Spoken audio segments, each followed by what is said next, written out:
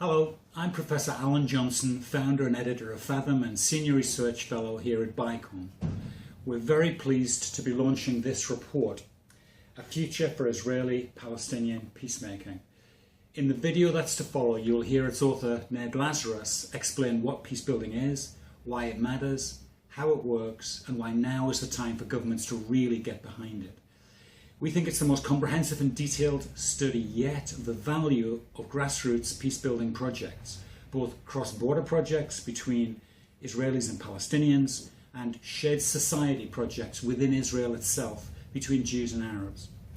The report proves, case study by case study, evaluation by evaluation, statistic by statistic, three things. Firstly, peacebuilding projects work. They create peace builders and constituencies for peace. They change attitudes. They create trust and empathy between the two peoples. They improve life on the ground and in practical ways. Second, peacebuilding projects have been one of the missing ingredients in the peace process. Third, it's time for a step change in the level of the international community's support for peacebuilding. The preface to this report is written by Jonathan Powell, the chief British negotiator during the Northern Ireland peace process.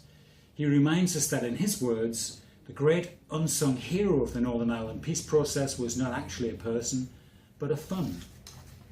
The International Fund for Ireland has spent over €900 million in more than 6,000 civil society peacebuilding programmes in Northern Ireland over 32 years.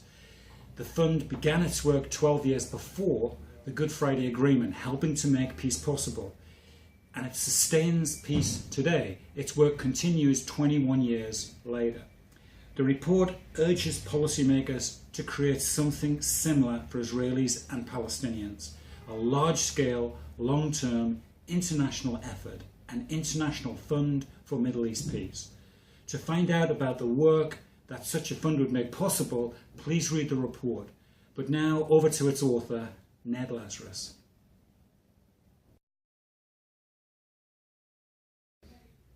I'm Ned Lazarus. I'm currently a visiting professor of international affairs at George Washington University in Washington, D.C. But the heart of my professional background is working for peacebuilding, conflict transformation in the Israeli-Palestinian context for more than 20 years.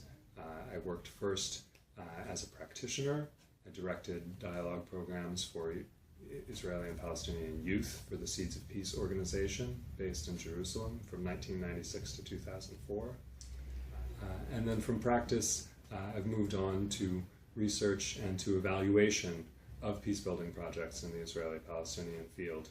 I wrote my doctoral dissertation as a long-term study of the impact of peace education for Israeli and Palestinian youth as they grew into adulthood and experienced the Second Intifada and the breakdown of the peace process.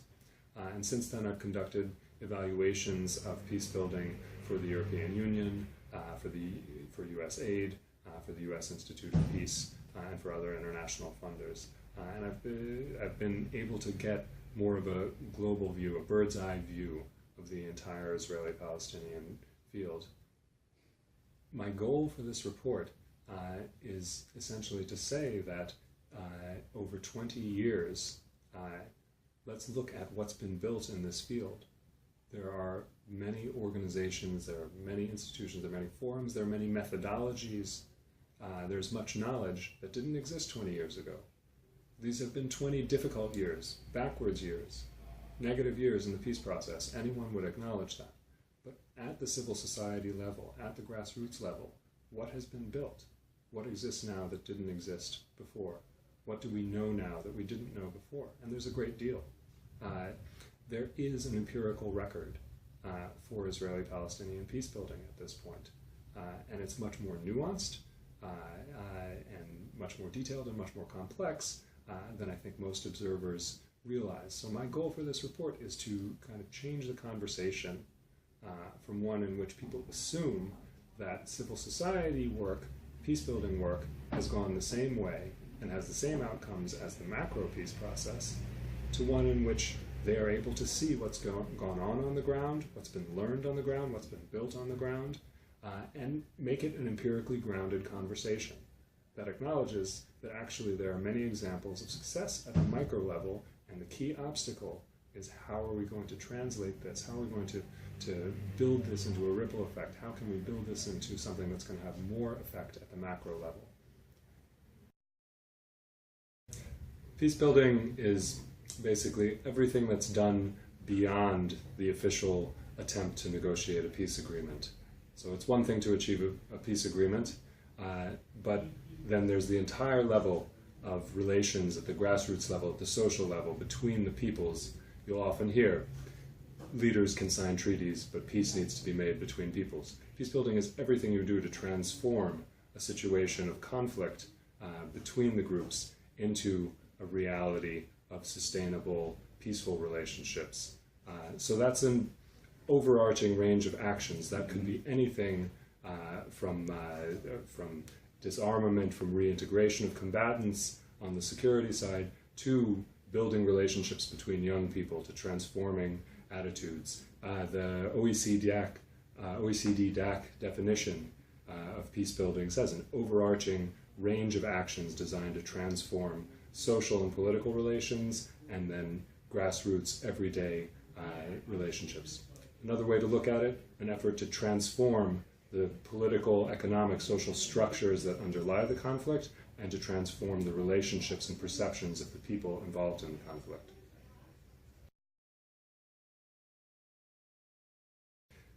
What you see when you look at the overall record, you see a great deal of success at the micro level, at the interpersonal level, at the local and communal level. So many of the peace-building projects that are studied actually have made a great difference in impacting the perceptions of the people directly involved.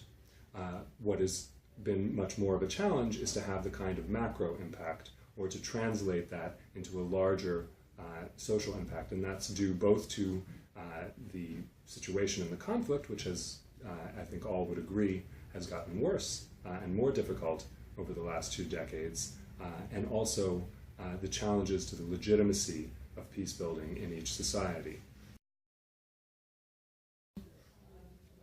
So what do we mean when we talk about transforming perceptions? I'd say there are 3 key areas in which someone's perceptions can change in a way that will sort of increase motivation to work to change the present reality to one that's a more peaceful situation. First would be humanization of the other, and the sense that, and there are many components to that, so individualization, differentiation, understanding that the other side are in fact individuals who are very different from each other, just in the same sense as you. Also removing a visceral sense of fear, suspicion, threat, which is often inculcated through experience. Another level is understanding the perspective, the narrative, the experience of the other side.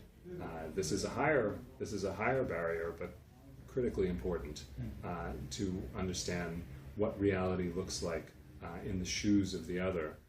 What is their experience? Why does something that to you seems normal and natural and positive seem threatening to them? What is their interpretation of the key historical events in the conflict? The third level of transformed perceptions is, in a sense, the possibility of change.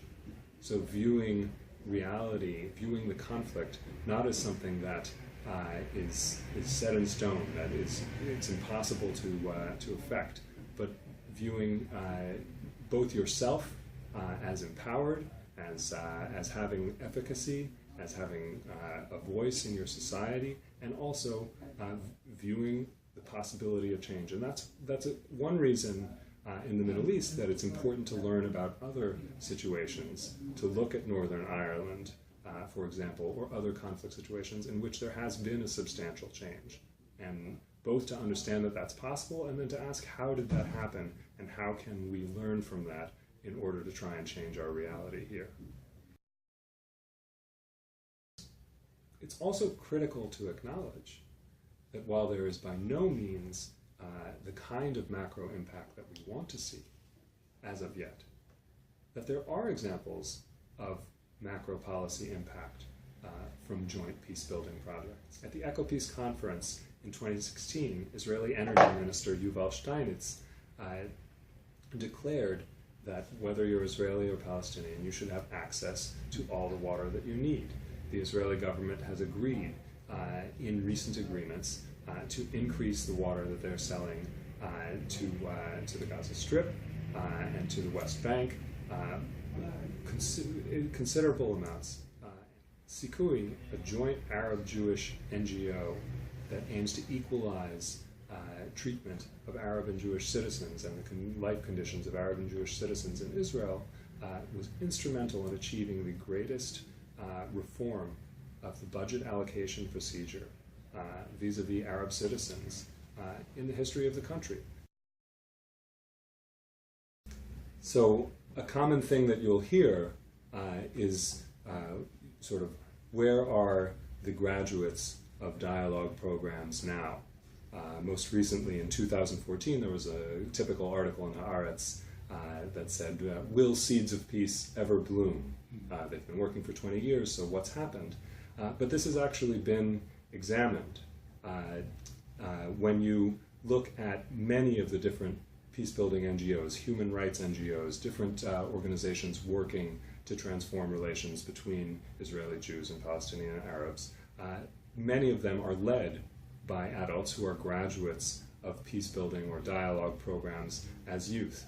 My own study of the Seeds of Peace program found, first of all, that among the teenage participants, that more than half of them, and this was a study of the first 10 years of participants in the program, study of more than 800 youth. For the remainder of their high school years, more than half of them remained engaged in peace building. That means visiting each other's homes, that means speaking in schools, that means promoting peace at the local and communal level in their youth groups, in their schools, and their community centers. So that's several years of activism.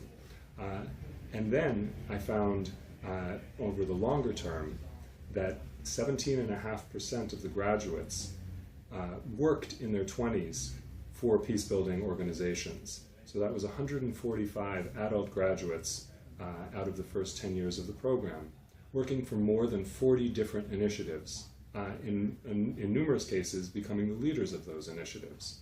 And that meant that they'd had a commitment to peace-building that had lasted from 10 to 15 years at minimum, and many of them are continuing to work in this field. It's not just a long-term commitment in terms of years, but they were working in this field after 10 to 15 years and 4, 5, 6 wars. They are part of a generation that has experienced an escalation in the conflict and then a prolonged stalemate, the building of the separation barrier, all kinds of obstacles, and yet this kind of enduring motivation that you see. When I interview them individually, more than 90% of them say that they draw this directly to their participation in dialogue programs as youth. That's where they got their motivation, that's where they got the kind of relationships and transformed perceptions that led them to dedicate years of their life to this difficult and important work. That's one program. When we look at long-term studies of other programs, Karen Ross's work, she found that more than half of the adult graduates of 2 different programs that she studied were engaged in intergroup work as adults. Is this just with young people? Well, the Parents Circle Families Forum, which is a group of bereaved Israeli and Palestinian parents engaged in a dialogue program in which they were facilitating dialogues between other Israelis and Palestinians, focused on the historical narrative, so focused on the most difficult issues, the core of the conflict. The results that they found, 94% of their participants found the program interesting, 80% reported increased willingness to work for peace, 71% increased belief in reconciliation, 68% increased acknowledgement and understanding of the other narrative. So these are very high figures, and always in the most challenging circumstances, the conflict as it is now. A different model is integration of Arab teachers into the Hebrew language, largely Jewish school system in Israel. There are a number of organizations working on this, and it's one of the larger scaled projects in the field at the moment. But the initial pilot project put 95 Arab teachers in different Jewish schools in Israel, and the results of the overall evaluation, 95% of them reported successful integration and continued working at the schools, and 89%, in 89% of the cases, they found positive impact, positive outcomes, shifts regarding the perceptions of Arabic language, Arab culture, and the humanization of Arab people in the perceptions of the Israeli Jewish students and families as well, crucially. So that's a different model, but the impact is very clear. I have also seen this in focus groups that I've done with students at a school where there was just a single Arab teacher, but he had really transformed perceptions of the students. And crucially to say, those students, none of them reported knowing other Arab citizens of Israel. They're not their own age, not in their social set. So the fact that they had this teacher made a tremendous difference in their perceptions. Let's look at a practical economic cooperation project. The Near East Foundation, which is an organization that exists to help with economic development for Palestinian refugees, has for several years engaged in a project that's aimed at facilitating cooperation between Palestinian olive oil producers and Israeli olive oil producers in the Israeli market. So in their evaluation of their first few years of work, they said their key findings, $24 million in increased revenue for Palestinian olive oil farmers, but crucially, 90% of their participants on both sides reported increased trust in the other and increased interest in cross-border cooperation. So again, when we look at the micro level, there is a great deal of success.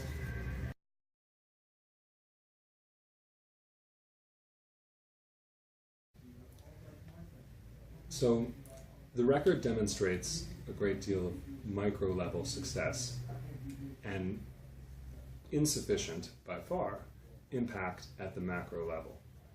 And that's something that frustrates peace builders, first of all, who work very hard and have seen transformations of the people they're working with, but have not achieved that at the societal level.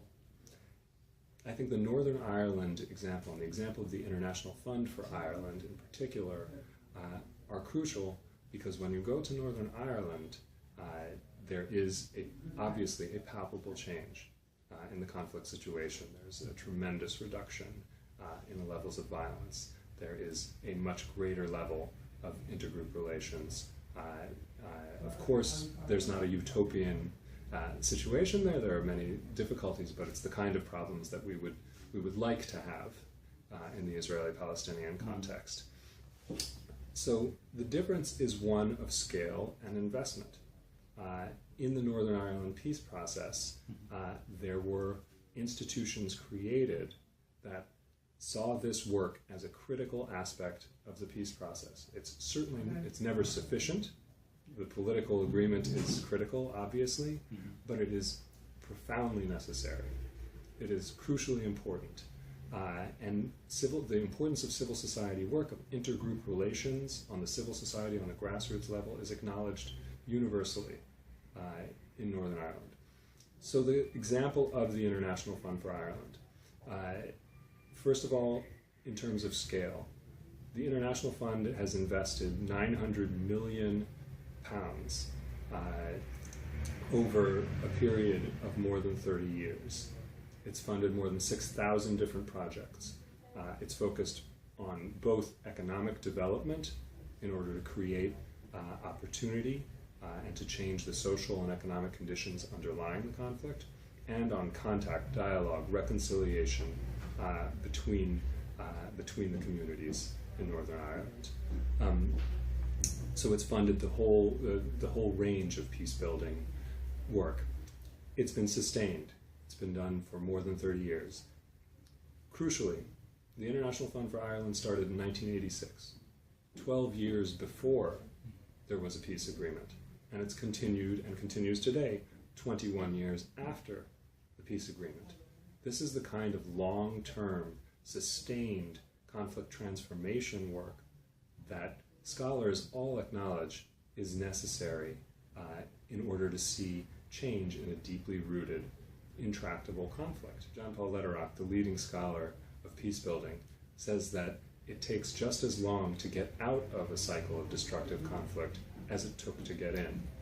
So you need a long-term perspective, and the International Fund for Ireland might be the best example of that kind of sustained investment.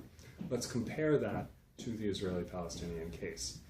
It's widely believed that vast sums have been invested in peace building in the Israeli-Palestinian context. In comparison to Northern Ireland, just two of the funders, the International Fund and the EU Peace Building Fund in Northern Ireland, have spent €3 billion, which is 15 times more than the EU and US aid have spent in the Israeli-Palestinian cases. 15 times greater, that's only two funders. The overall total is much larger. The population of Northern Ireland at the same time is just 15% of the population of Israel and the Palestinian territories. So the amount that's been invested is exponentially greater and has been done in a sustained fashion. And if we want to see, and I think we all do want to see, transformation on a mass scale, transformation in mutual perceptions of the majority of Israelis and Palestinians towards each other, towards the relationship between them, towards their future in the land, then we will need to replicate that scale of investment. The other aspect of it that I think is critical is the sustained aspect of it. Financial short-termism has undercut a great deal of projects. Many of the NGOs in the field, I've watched them over years, they live from grant to grant. And so this is something that an international fund would transform. There would be a sense that there were going to be sufficient resources in the field, and that it would be possible to take successful examples and then scale them, bring them across from a local communal level, from scattered examples here and there, to something that's working across the country. One concrete example, there is a network of integrated bilingual schools in Israel, the Hand in Hand network, and there are a few other integrated bilingual schools. So these have grown in recent years. They've grown from Hand in Hand has grown from 3 schools to now 6 schools. The model has proved very successful. It's increasingly popular, yet it remains very small. It's a tiny percentage of students in the country. Now, in terms of demand, there are 14 other municipalities that have requested to build integrated schools and to develop a workforce, faculty. They're knocking on the door, but there are not resources to create these schools yet.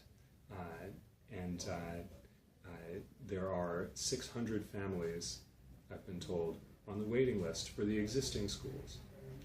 So there is in fact a greater demand for that kind of education, which is a pretty radical step, to educate the youth together, to educate them bilingually. In those schools, they acknowledge both narratives. They observe the national commemorations of both sides. So this is a pretty radical step, the integrated schools. Not everyone's going to go to integrated schools, but even in that example, there's much greater demand than there is right now capacity. So an international fund would say, we're going to be there for 10 years, 15 years, 20 years. We're going to be able to help you build schools so that every mixed city in Israel, every community where Arabs and Jews live in proximity to each other, can educate children together, for all of the parents who want their children to be educated together.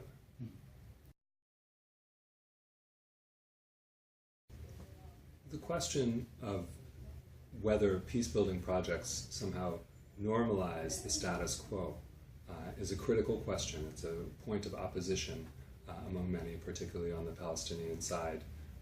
Although there are certainly Israeli analogous phenomenon within the Israeli discourse.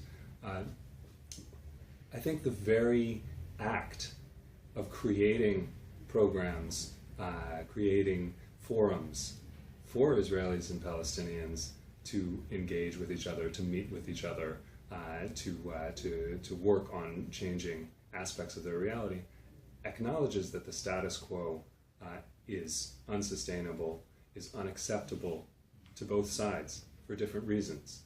They are an attempt at change. They are a way of saying this is not working. We are not satisfied. We have a status quo that is separate, that is unequal, that is hostile between our populations, and this is a ticking time bomb, and we recognize that, and we want change.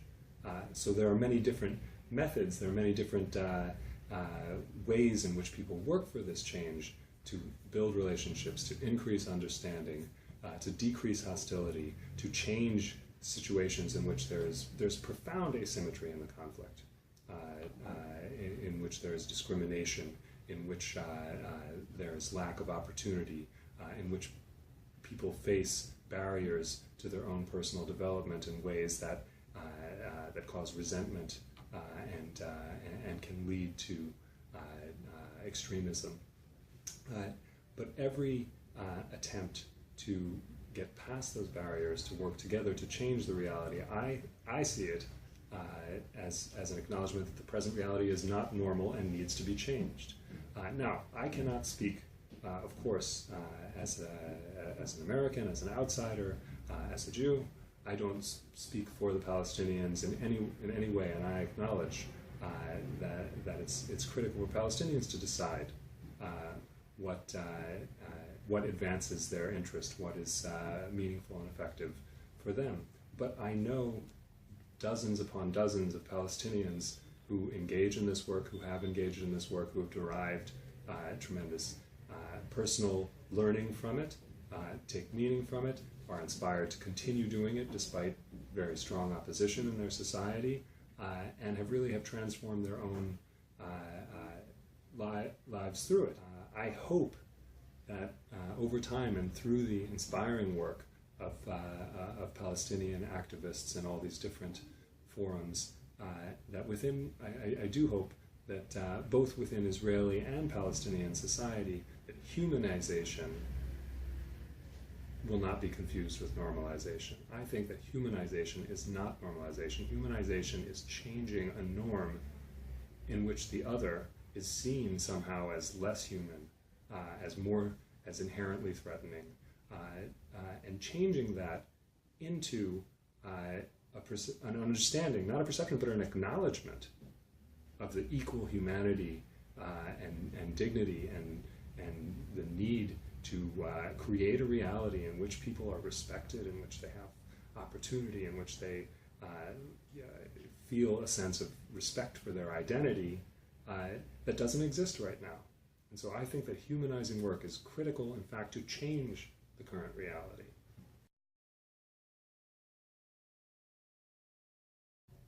One critical aspect for peace-building initiatives to acknowledge, to deal with, is the fact that the reality is asymmetric.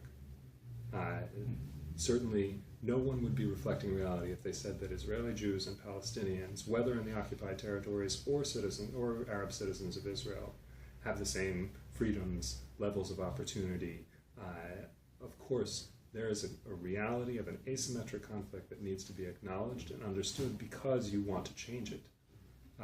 So there's been much research conducted that programs that are more successful in the eyes of their Palestinian participants or their Arab participants are those that acknowledge in different ways the asymmetry of the current reality and that have a clear focus on change. This is how we want to change the situation that exists. So that is critical. Asymmetry is often cast as sort of reason why you can't bring the groups together. But in my experience, asymmetry is a critical, inherent challenge, but it's not an insurmountable obstacle. The point is not it's asymmetric so we don't try to come together. The point is it's asymmetric so we need to talk about that.